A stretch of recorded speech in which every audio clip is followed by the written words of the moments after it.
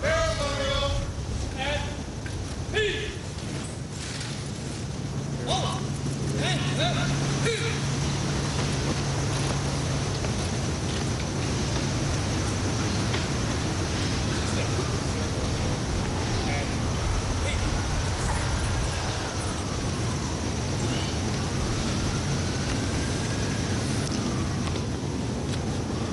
Good morning.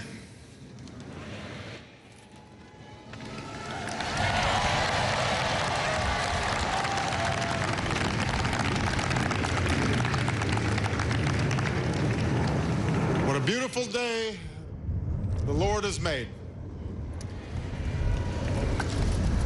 Holy Father, on behalf of Michelle and myself, welcome to the White House.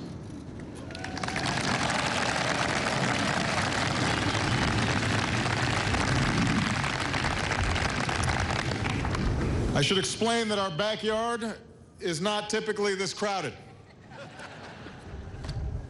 But the size and the spirit of today's gathering is just a small reflection of the deep devotion of some 70 million American Catholics.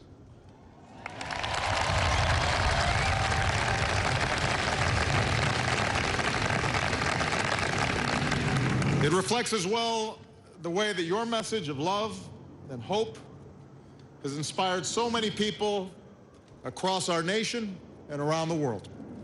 So on behalf of the American people, it is my great honor and privilege to welcome you to the United States of America.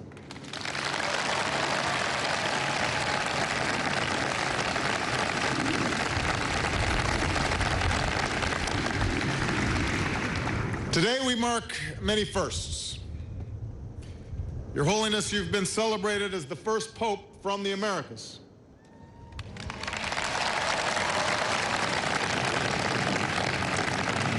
This is your first visit to the United States. And you are also the first pontiff to share an encyclical through a Twitter account.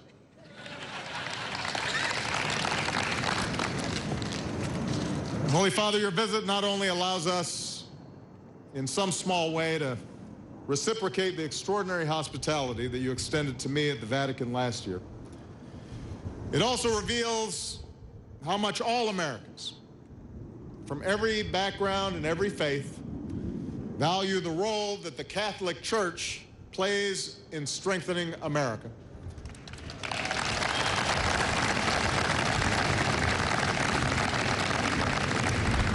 From my time working in impoverished neighborhoods with the Catholic Church in Chicago, to my travels as president, I have seen firsthand how every single day Catholic communities, priests, nuns, laity are feeding the hungry, healing the sick, sheltering the homeless, educating our children, and fortifying the faith that sustains so many.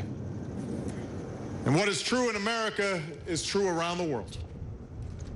From the busy streets of Buenos Aires to the remote villages in Kenya, Catholic organizations serve the poor, minister to prisoners, build schools, build homes, operate orphanages and hospitals. And just as the church has stood with those struggling to break the chains of poverty, the church so often has given voice and hope to those seeking to break the chains of violence and oppression. And yet I believe the excitement around your visit, Holy Father, must be attributed not only to your role as Pope, but to your unique qualities as a person.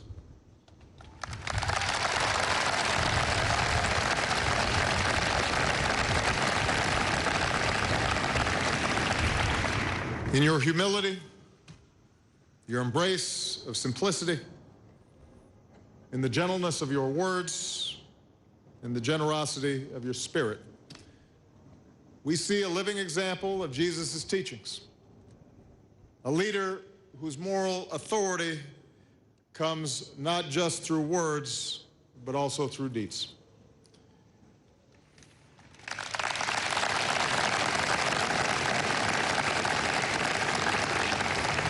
You call on all of us, Catholic and non-Catholic alike, to put the least of these at the center of our concerns.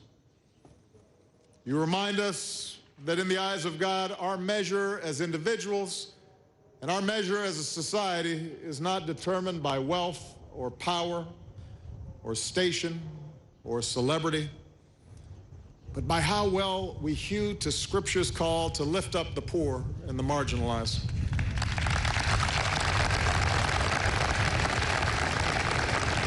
To stand up for justice and against inequality, and to ensure that every human being is able to live in dignity because we are all made in the image of God.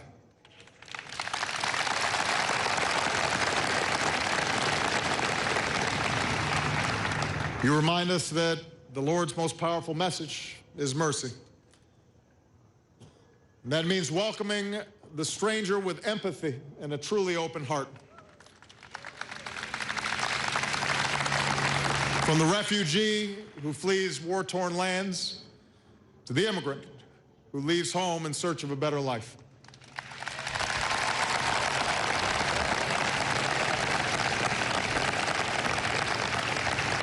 It means showing compassion and love for the marginalized and the outcast, to those who've suffered and those who've caused suffering and seek redemption. You remind us of the costs of war, particularly on the powerless and defenseless, and urge us toward the imperative of peace.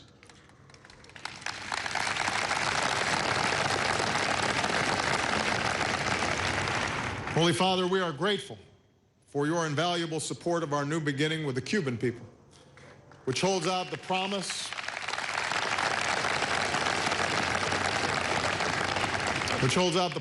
of better relations between our countries, greater cooperation across our hemisphere, and a better life for the Cuban people. We thank you for your passionate voice against the deadly conflicts that ravage the lives of so many men, women, and children, and your call for nations to resist the sirens of war and resolve disputes through diplomacy. You remind us that people are only truly free when they can practice their faith freely.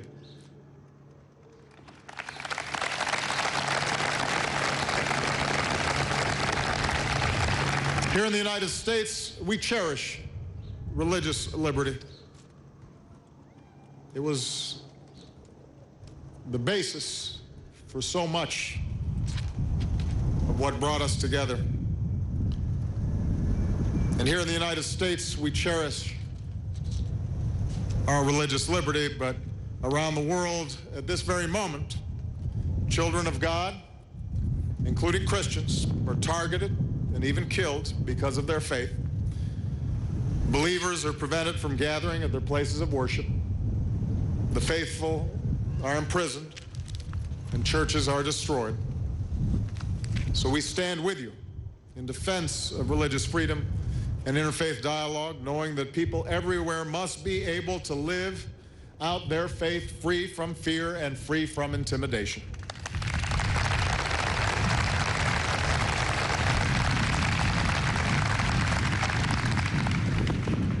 And Holy Father, you remind us that we have a sacred obligation to protect our planet, God's magnificent gift to us.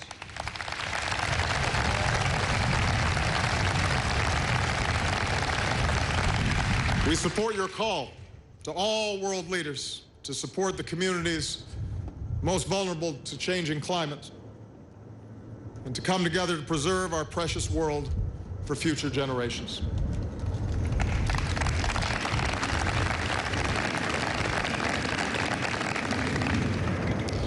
Your Holiness, in your words and deeds, you set a profound moral example.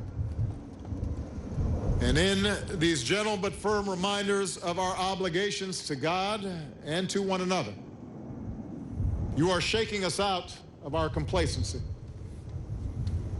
All of us may at times experience discomfort, contemplate the distance between how we lead our daily lives and what we know to be true, what we know to be right. But I believe such discomfort is a blessing, for it points to something better. You shake our conscience from slumber.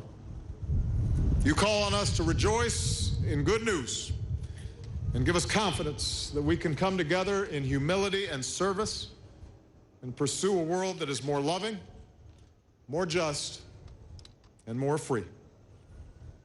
Here at home and around the world, may our generation heed your call to never remain on the sidelines of this march of living hope. For that great gift of hope, Holy Father, we thank you and welcome you with joy and gratitude to the United States of America.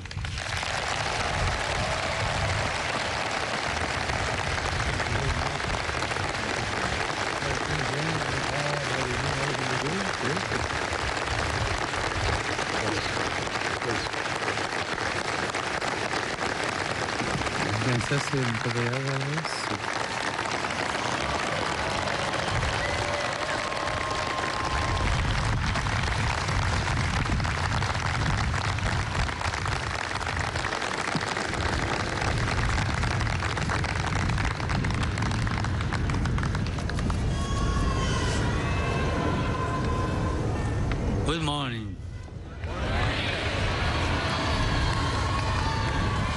Mr. President, I'm deeply grateful for your welcome in the name of the All Americans. As the son of an immigrant family, I'm happy to be a guest in this country, which was largely built by such families.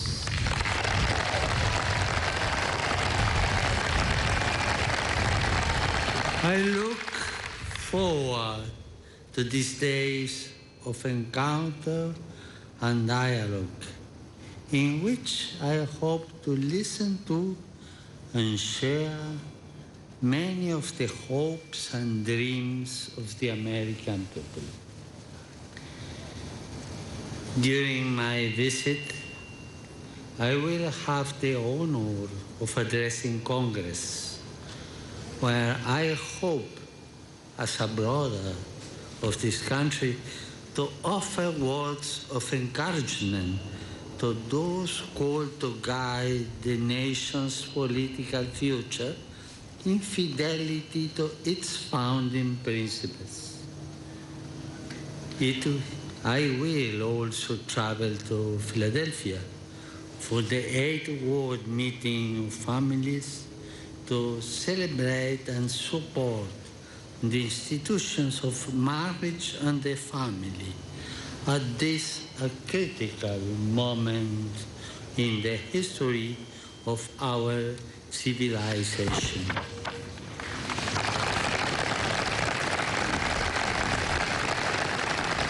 Mr. President, together with their fellow citizens, American Catholics are committed to building a society which is truly tolerant and inclusive, to safeguarding the rights of individuals and communities, and to rejecting every form of injustice, discrimination.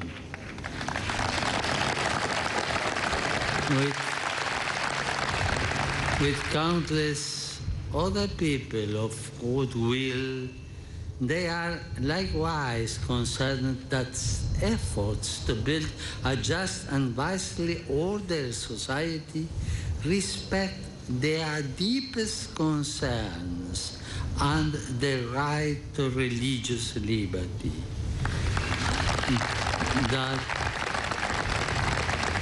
That freedom remains one of America's most precious possessions. And as my brothers, the United States bishops, have reminded us, all are called to be vigilant, precisely as good citizens, to preserve and defend that freedom from everything that would threaten or compromise it.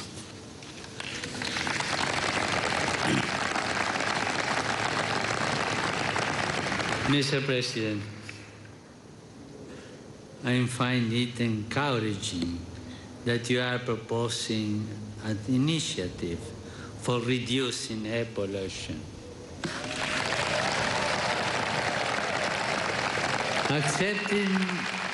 Accepting the urgency, it seems clear to me also that climate change is a problem we can no longer be left to a future generation.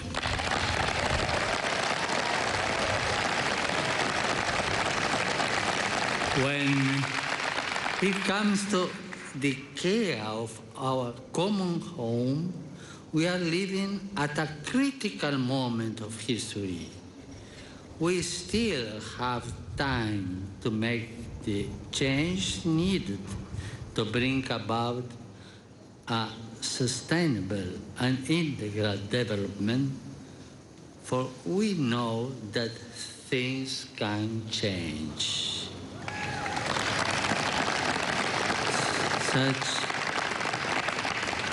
Such change demands on our part a serious and responsible recognition not only of the kind of the world we may be leaving to our children, but also to the millions of people living under a system which has overlooked them.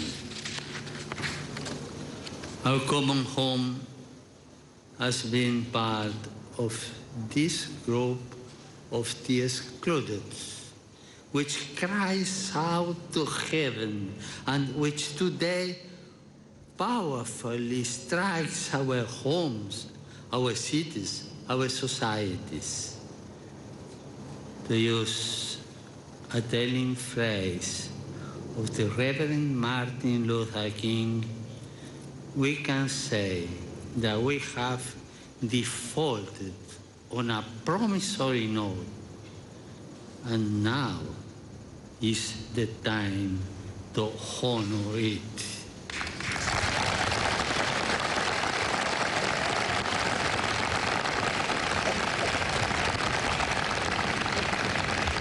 We know by faith that the Creator does not abandon us. He never forsakes His loving plan or repents of having created us. Humanity has the ability to work together in building our common home.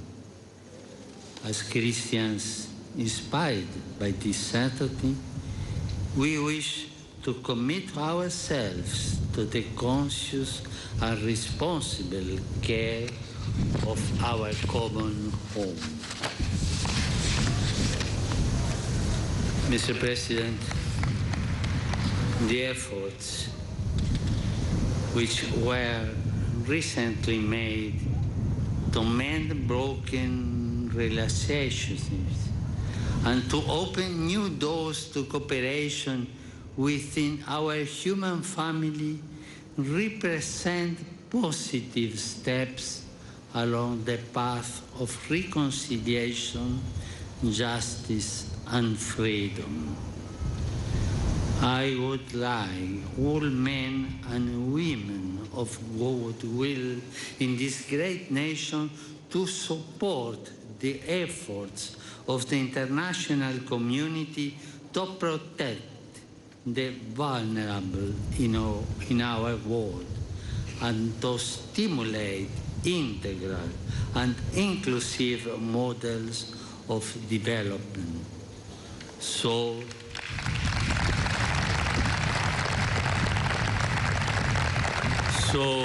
that our brothers and sisters everywhere may know the blessings of peace and prosperity which God wills for all his children. Mr. President, once again, I thank you for your welcome. And I look forward to these days, your country. God bless America.